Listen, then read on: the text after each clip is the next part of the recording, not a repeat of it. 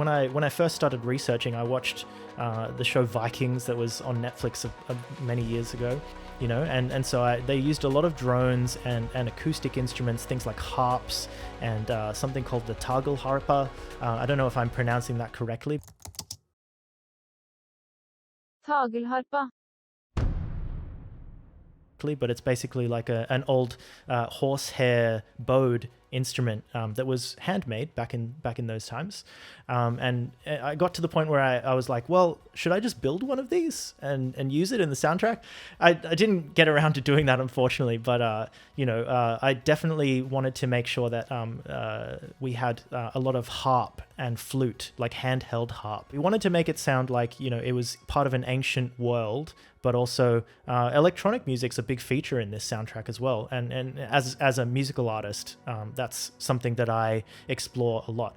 So we wanted to marry those two things together.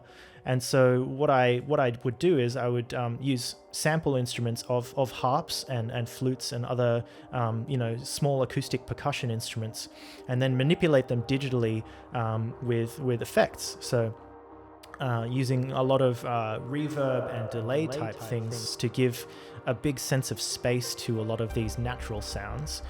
That instantly makes it feel sort of dreamy and magical. And then when you use synthesizers and electronic drum machines with that, it kind of helps them blend together a little bit more.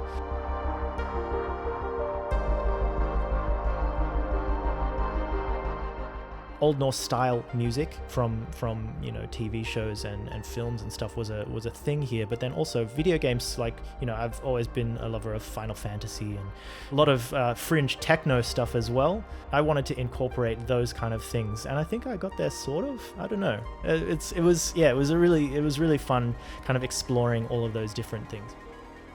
Yeah, so with ATONE, our battles in the game, they each have a custom-made piece of music for each battle.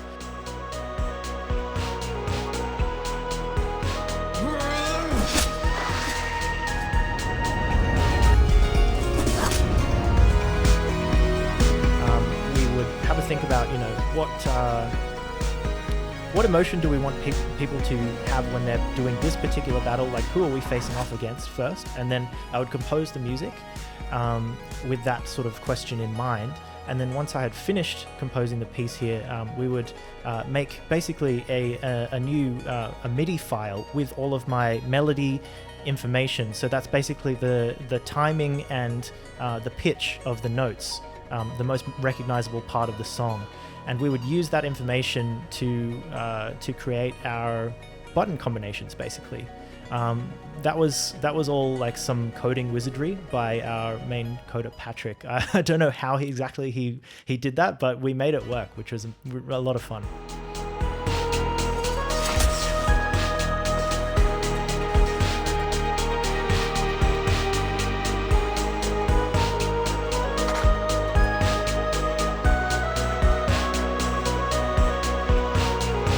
I want someone that's listening to the music to feel something, whether that's good, bad, uncomfortable, comfortable.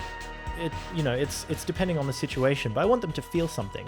Well, I guess visually the game is just so striking and otherworldly.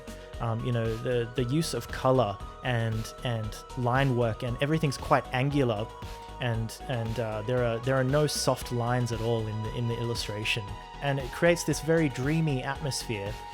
And so I wanted to make sure that the music captured that as well, and took that and made the visuals and music really one whole thing.